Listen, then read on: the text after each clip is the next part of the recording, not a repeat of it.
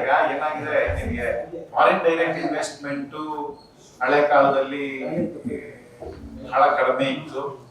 ಆದ್ರೆ ಇವತ್ತು ಜಾಗತಿಕ ಮಾಧ್ಯಮದಲ್ಲಿ ಇವಾಗ ಇನ್ವೆಸ್ಟ್ಮೆಂಟ್ಗೆ ಅವರ ನಾವು ಬರ್ತೀವಿ ಅಂದಾಗ ಬಹುಶಃ ಅದು ಬರೀ ಮನೋರಂಜನೆಗೆ ಮಾತ್ರ ಸೀಮಿತ ಆಗಿದೆ ವಿನಃ ಭಾರತದ ಏಕತೆ ಮತ್ತು ಸಮಗ್ರತೆಗೆ ಯಾವ ಕಾರಣಕ್ಕೂ ಆ ಕಂಡೀಷನ್ ಮೇಲೆ ನಾವು ಕೊಡೋದು. FDI ಕಂಡೀಷನ್ ಏನಿದೆ ಅಂದ್ರೆ ದೇಶದ ಏಕತೆ ಮತ್ತು ಸಮಗ್ರತೆಗೆ ರಾಷ್ಟ್ರಕ್ಕೆ ಮಾರಕವಾಗುವ ಸಂದೇಶ ರವಾನೆ ಮಾಡಕ್ಕೆ ನಿಷೇಧಿಸಿಲ್ಲ. ಇದ್ರ ಅವಾಗಲೇ ಅಂತಾರಾಷ್ಟ್ರೀಯ ಮಟ್ಟದಲ್ಲಿ ಬಂದ್ಬಿಡೋದು. ಆ ರಿಸ್ಟ್ರಿಕ್ಷನ್ಸ್ ಇದೆ, ಟೈಟ್ ಇದೆ.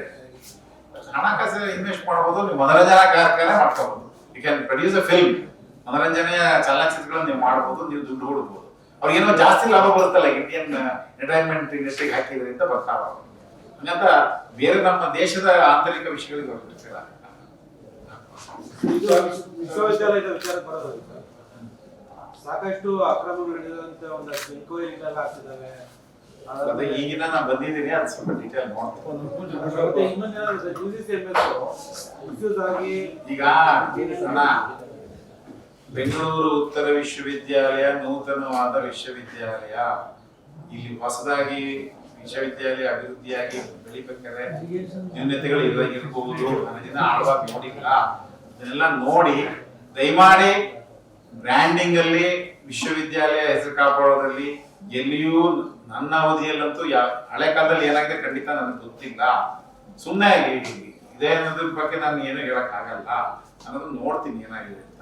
ಆದ್ರೆ ನನ್ನ ಅವಧಿಯಲ್ಲಿ ಯಾವುದೇ ಕಾರಣಕ್ಕೂ ಚ್ಯುತಿ ಆಗದ ರೀತಿಯಲ್ಲಿ ಮಾಡಿ ಬೆಂಗಳೂರು ನಾರ್ತ್ ವಿಶ್ವವಿದ್ಯಾಲಯದ ಬ್ರ್ಯಾಂಡಿಂಗ್ ಅಲ್ಲಿ ನೀವೆಲ್ಲ ನನಗೆ ಸಹಕಾರ ಕೊಟ್ರೆ ಇದು ಅಂತಾರಾಷ್ಟ್ರೀಯ ಮಟ್ಟದ ವಿಶ್ವವಿದ್ಯಾಲಯ ಆಗತ್ತೆ. ಇಲ್ಲಿ ಸ್ವಲ್ಪ ಹೆಚ್ಚು ಕಮ್ಮಿ ಆದ್ರೆ ತೊಂದರೆ ಆಗುತ್ತೆ ನಮ್ಗೆ, ನಮ್ಮ ಮಕ್ಕಳಿಗೆ. ಅದರಿಂದ ಎಲ್ಲೂ ಚ್ಯುತಿ ಆಗದಂಗೆ ನಾನು ಬೆಂಗಳೂರಾಗಿ ಇರ್ತೀನಿ. ಅದ್ರ ಬಗ್ಗೆ ನಿಮಗೆ ಖಂಡಿತ ಮಾತು ಕೊಡ್ತಿದ್ರ ಬಗ್ಗೆ ಪ್ರಶ್ನೆ ಇಲ್ಲ.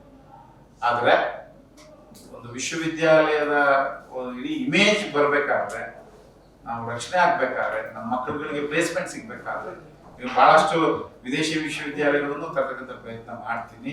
ಅಂತಾರಾಷ್ಟ್ರೀಯ ಮಟ್ಟದಲ್ಲಿ ಬ್ರ್ಯಾಂಡಿಂಗ್ ಆಗ್ಬೇಕಾದ್ರೆ ನಿಮ್ಮೆಲ್ಲರ ಸಹಕಾರ ಬೇಕು.